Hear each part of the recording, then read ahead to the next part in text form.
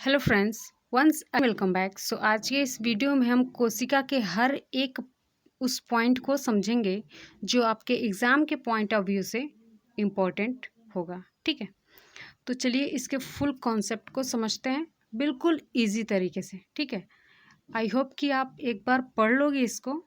ठीक है, इस इजी तरीके से पढ़ लोगे तो आपको फिर दोबारा पढ़ने की आवश्यकता नहीं पड़ेगी। ठीक है, तो चलिए वीडियो को स्टार्ट करते हैं बिना टाइम वेस्ट किए और देख लेते हैं कि सेल किसे कहते हैं, इसके कितने पार्ट होते हैं और किस पार्ट का क्या काम होता है। ठीक है, तो चलिए स्टार्ट करते हैं।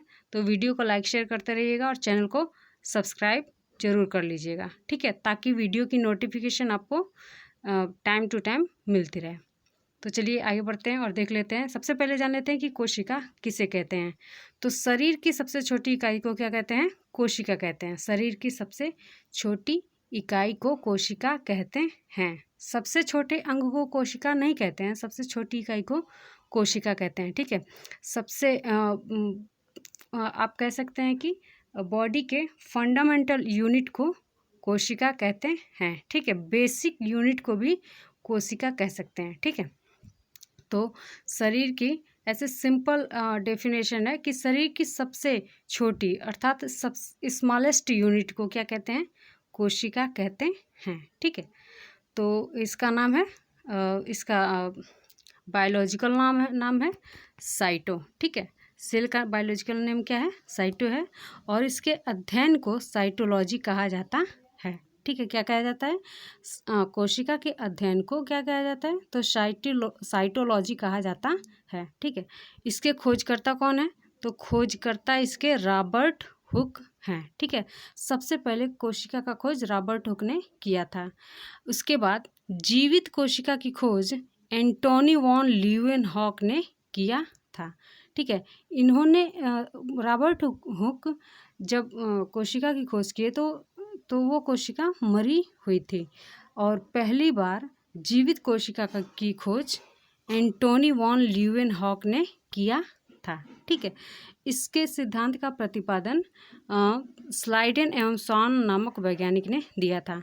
इन्होंने कहा था कि कोशिका से मिलकर ऊतक का निर्माण होता है और ऊतक से मिलकर हमारे शरीर का निर्माण होता है। ठीक है, इन्होंने कोशिका के कॉन्सेप्ट को दिया था कि कोशिका से ही हमारे पूरे बॉडी का निर्माण होता है। ठीक है, आगे चलिए बढ़ते हैं।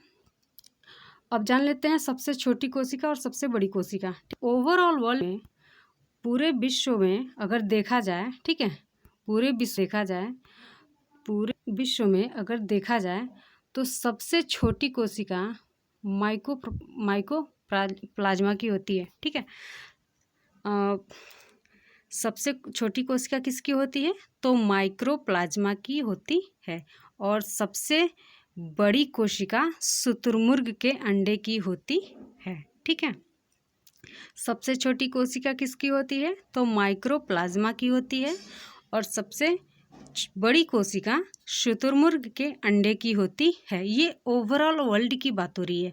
अब हम जान लेते हैं कि मानव में सबसे छोटी और बड़ी कोशिका का नाम। ठीक है, तो मानव में सबसे बड़ी कोशिका अंडाणु की होती है। ठीक है, यह स्त्री में पाया जाता है। स्त्री के जनन कह सकते हैं, यहीं से एक जीव का निर्माण होता है। ठीक है, तो सबसे बड़ी कोशिका अंडाणु की होती है, ओवम की होती है। ठीक है, ओवम की होती है और सबसे छोटी कोशिका स्पर्म की होती है, पुरुष के स्पर्म की होती है और सबसे लंबी कोशिका न्यूरॉन्स अर्थात तंत्र की कोशिका होती है। ठीक है, तंत्रिका कोशिका सबसे लंबी कोशिका होती है जिसको न्यूरॉन्स कहते हैं। ये कहाँ पाए जाते हैं? तो ये ब्रेन में पाए जाते हैं। इनकी कोशिकाएं लंबी होती हैं। लंबा और बड़ा में फ़र्क होता है। ठीक है, कुतुब मीनार क्या है? लंबा है और कह सकते हैं लाल किला क्या है? बड़ा है। ठीक है, तो इन दोनों में फ़र्क होता है। तो सबसे बड़ी कोशिका है अंडाणु और सबसे छोटी कोशिका है स्पर्म और सबसे लंबी कोशिका है न्यूरॉन्स, जो हमारे ब्रेन में पाए जाते हैं। ठीक है, तो आगे बढ़ते हैं, चलिए और देख लेते हैं कुछ पॉइंट। अब जान लेते हैं कोशिकांग, अर्थात कोशिकाओं के अंग के बारे में जान लेते हैं। ठीक है, ये कितने होते हैं और इनके कौन कौन से कार्य होते हैं। तो सबसे पहले जान लेते हैं कोशिकांग में कोशिका झिल्ली को। ठीक है, ये इसका पहला पार्ट होता है। ठीक है, यह जंतु और पादप, जंतु प्लस पादप दोनों में ही पाया जाता है। ठीक है, यह जंतु प्लस पादप दोनों में ही पाया जाता है।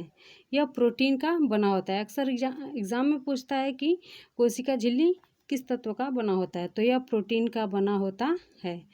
अब देख लेते हैं कोशिका के सभी अंग इसी झिल्ली में रहते हैं। ठीक है, माइटोकांड्रिया, गोल्गी बॉडी, सेंट्रोसोम, ये सब क्या हैं, कोशिकांग हैं। ठीक है, तो कह सकते हैं कि इस झिल्ली के अंदर ही ये कोशिका के सारे अंग रहते हैं। ठीक है, ये कुछ इस टाइप का होता है।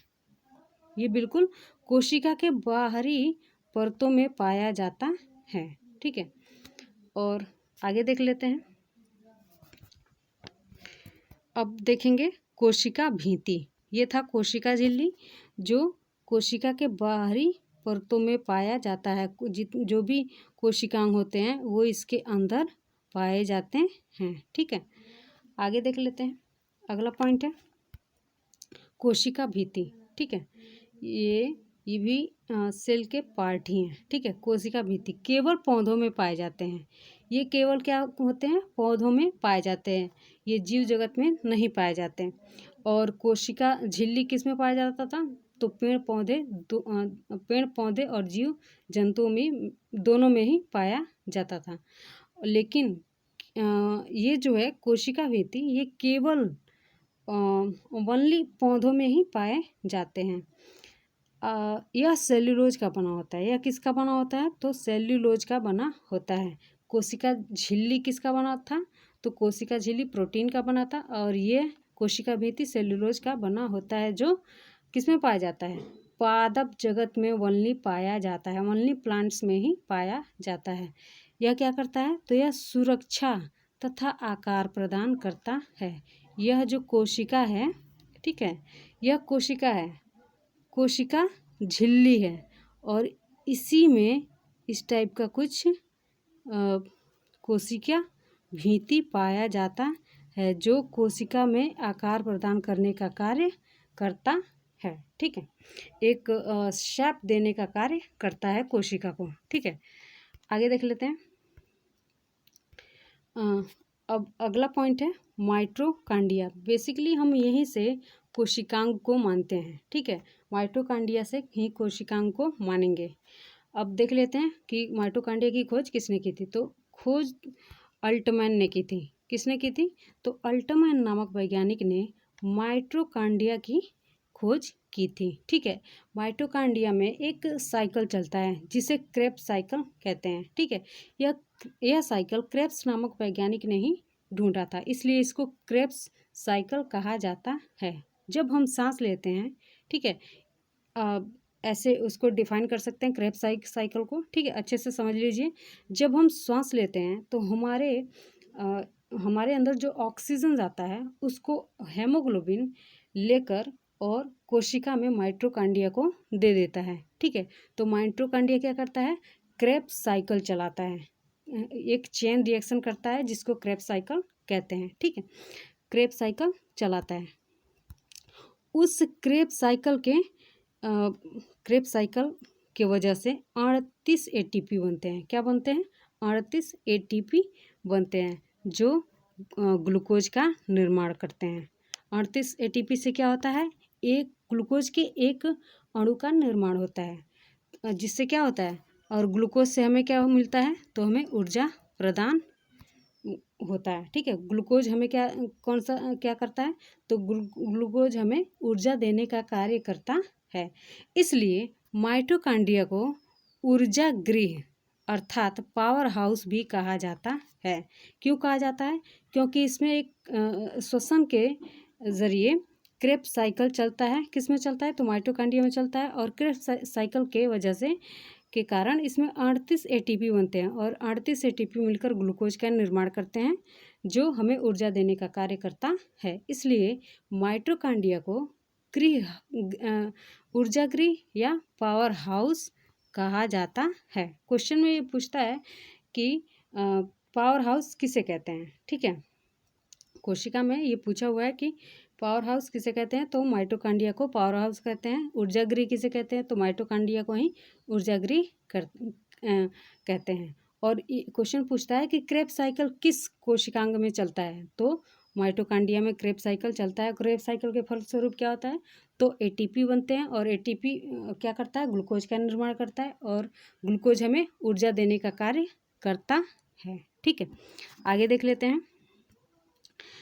गल्जी बॉडी, ठीक है, गल्जी बॉडी, इसके कई नाम हैं। गल्जी बॉडी, गल्जी ऑपरेटर्स, गल्जी कार। ठीक है, ये तीनों ही नाम एग्जामिनेशन में पूछे जाते हैं, तो आपको कंफ्यूज नहीं होना है। इसके खोजकर्ता जो हैं वो कैमिलो गॉल्जी हैं। इन्हीं के नाम पर इस सेल के अंग का नाम रखा गया है। ठीक है, तो खोजकर्ता कौन है, तो कैमिलो गॉल्जी हैं।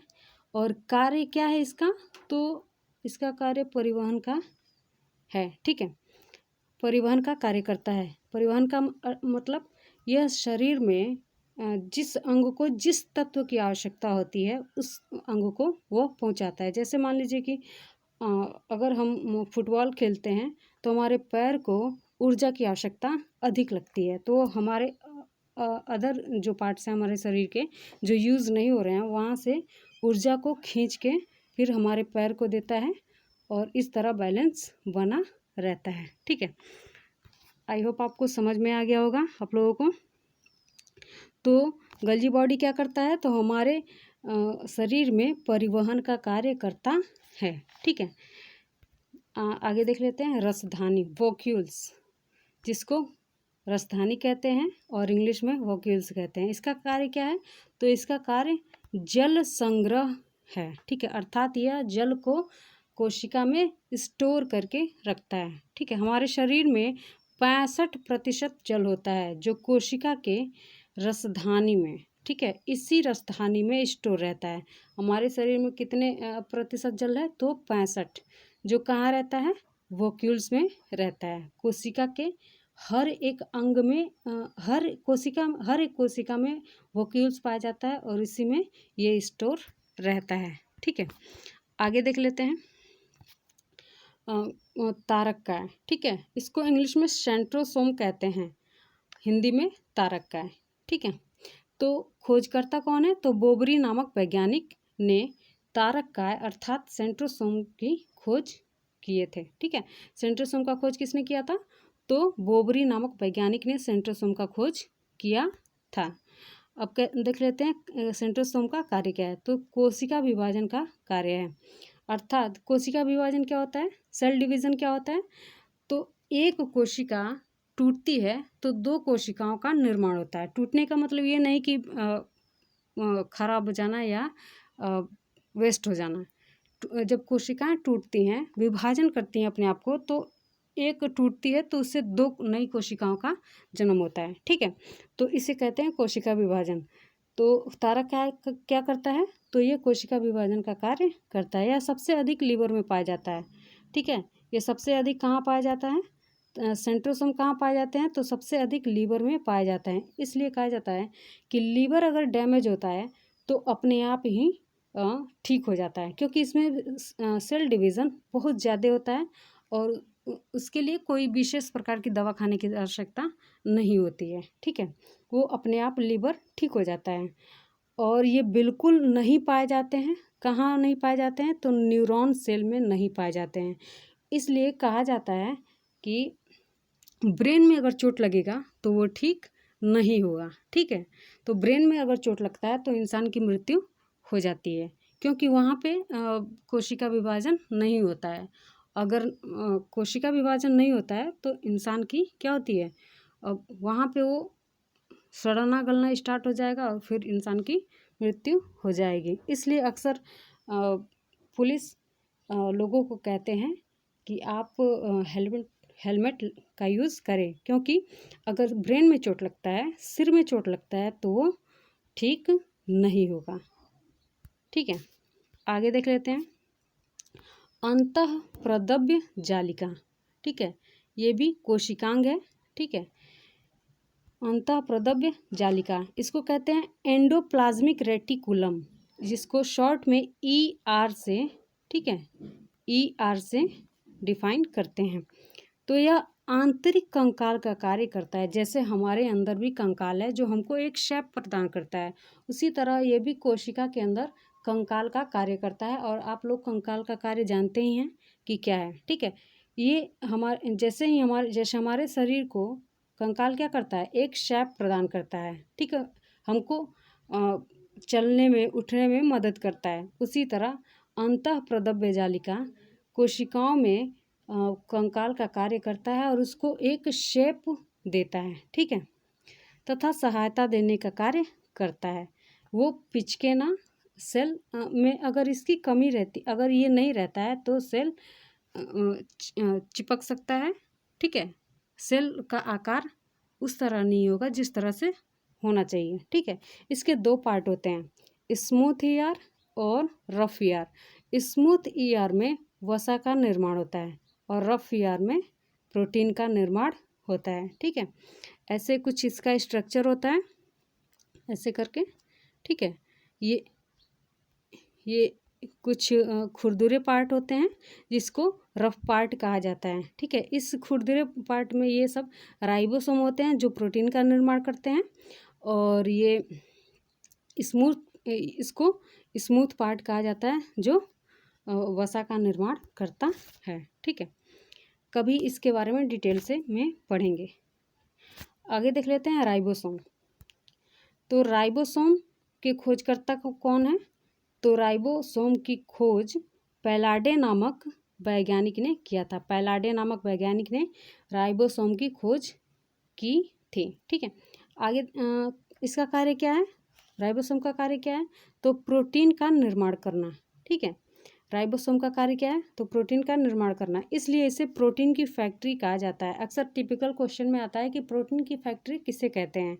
ठीक है, मैंने इस वीडियो में एक एक पॉइंट को नोट डाउन किया है, तो हो सके तो आप एक एक पॉइंट पे ध्यान दीजिए। यहाँ एक भी वेस्ट पॉइंट नहीं रखा गया है, आप आराम से पढ़ें, एक एक पॉइंट को समझें, क्योंकि एक एक लाइन से क्वेश्चन बनते हैं। ठीक है, उसी लाइन को रखा गया है जो आपके एग्ज़ाम के पॉइंट ऑफ व्यू से इम्पोर्टेंट है। ठीक है, तो एग्ज़ाम में पूछा जाता है कि प्रोटीन फैक्ट्री किसे कहते हैं? तो राइबोसोम को प्रोटीन की फैक्ट्री कहा जाता है। ये कोशिका के अंदर पाए जाते हैं। आगे देख लेते हैं केंद्रक अर्थात न्यूक्लियस। केंद्रक का हमारे कोशिका में वही काम है, सिंपल वे में समझ सकते हैं कि केंद्रक का हमारे कोशिका में वही काम है जो हमारे शरीर में ब्रेन का होता है। ठीक है, ब्रेन क्या करता है? हमारे पूरे बॉडी को कंट्रोल करने का कार्य करता है। उसी तरह कोशिका में केंद्रक अर्थात न्यूक्लियस कोशिका के सारे अंगों को कंट्रोल करके रखता है। ठीक है, खोजकर्ता केंद्रक का खोज किसने किया था? तो केंद्रक का खोज रॉबर्ट ब्राउन ने किया था। ठीक है, हम इसे कोशिका का ब्रेन कहते हैं। कोशिका का ब्रेन किसे कहते हैं? तो केंद्रक अर्थात न्यूक्लियस को कोशिका का ब्रेन कहा जाता है। कोशिका के अंदर यह कंट्रोलर का कार्य करता है। जिस तरह हमारा ब्रेन हमारे शरीर के अंदर कंट्रोलर का काम करता है, उसी तरह हमारे कोशिका के अंदर केंद्रक कंट्रोलर का कार्य करता है। इसके अंदर क्रोमोसोम पाए जाते हैं। इसके अंदर क्या पाए जाते हैं? तो इसके अंदर क्रोमोसोम पाए जाते हैं, जिसमें DNA, RNA तथा जीन पाए जाते हैं। ठीक है, क्या पाए जाते हैं? तो DNA, RNA। क्रोमोसोम के अंदर क्या पाए जाते हैं? तो DNA, RNA और जीन पाए जाते हैं। केंद्रक के अंदर कह रहा है न्यूक्लियस के अंदर 80% प्रोटीन पाया जाता है। कितना परसेंट प्रोटीन पाया जाता है? तो 80% प्रोटीन पाया जाता है। DNA कितना परसेंट पाया जाता है? तो 10% पाया जाता है, और बाकी अन्य 10% पाए जाते हैं। आगे है लाइसोसोम। ठीक है, लाइसोसोम। एक तरह से कह सकते हैं कि यह कोशिकाओं को मारने का कार्य करता है, ठीक है, या पचाने का कार्य करता है, ठीक है, इसलिए इसे आत्महत्या की थैली कहा जाता है, ठीक है। आगे देख लेते हैं, लाइसोसोम का खोज किसने किया था? तो लाइसोसोम का खोज डी डुबे नामक वैज्ञानिक ने किया था। लाइसोसोम का खोज किसने किया था? तो डी डुबे नामक वैज्ञानिक ने किया था। कार्य क्या है इसका? तो कोशिकीय पाचन का कार्य करता है, अर्थात इसके अंदर जल अपघटक एंजाइम पाया जाता है, ठीक है। इसके अंदर क्या पाया जाता है? तो जल अपघटक एंजाइम पाया जाता है, हाइड्रोलेटिक एंजाइम पाया जाता है, ठीक है। इंग्लिश में इसको हाइड्रोलेटिक एंजाइम कहते हैं। जल अपघटक एंजाइम अर्थात हाइड्रोलेटिक एंजाइम पाया जाता है जो कोशिकीय पाचन का कार्य करता है। जैसे ही कोई कोशिका के अंग काम करना बंद कर देते हैं तो एक क्या करता है? जल अपघटक एंजाइम को छोड़ देता है और वह पूरी तरह से वो अंग क्या होते हैं? पच जाते हैं, समाप्त हो जाते हैं। इसे सुसाइड बैग, ठीक है, अर्थात आत्महत्या की थैली कहा जाता है। कोशिका में आत्महत्या की थैली कहा जाता है, ठीक है।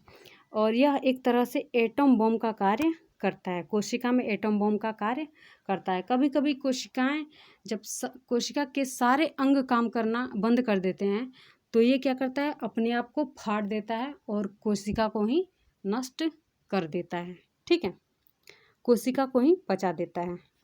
आगे देख लेते हैं इसी के बारे में थोड़ा सा। ये किस में नहीं पाया जाता है? तो ये आरबीसी में नहीं पाया जाता है। लाइसोसोम किस में नहीं पाए जाते? तो आरबीसी में नहीं पाए जाते हैं। तो आरबीसी मरता है तो कहाँ जाता है? तो इसलिए आरबीसी जब मरता है तो स्प्लीन या प्लीहा या तिल्ली में चला जाता है। स्प्लीन कहिए या प्लीहा कहिए या तिल्ली कहिए, ठीक है। जब आरबीसी में लाइसोसोम नहीं पाया जाता है तो आरबीसी मरता है तो कहाँ जाता है? तो यह कहाँ जाता है? तो स्प्लीन में जाता है, या इसको प्लिया कह सकते हैं या तिल्ली कह सकते हैं, ठीक है, ये उसमें चला जाता है। इसलिए आरबीसी का कब्र स्प्लीन को कहा जाता है और ब्लड बैंक के नाम से भी स्प्लीन को जाना जाता है, ठीक है। अक्सर एग्जामिनेशन में पूछता है कि आरबीसी का कब्र किसे कहते हैं? तो स्प्लीन को कहते हैं, ठीक है। और ब्लड बैंक क्या है? तो स्प्लीन है, ठीक है। अब देख लेते हैं जीव द्रव्य, प्रोटोप्लाज्म, ठीक है, ये लास्ट पॉइंट है। तो इसमें देख लेते हैं जीव द्रव्य अर्थात प्रोटोप्लाज्म।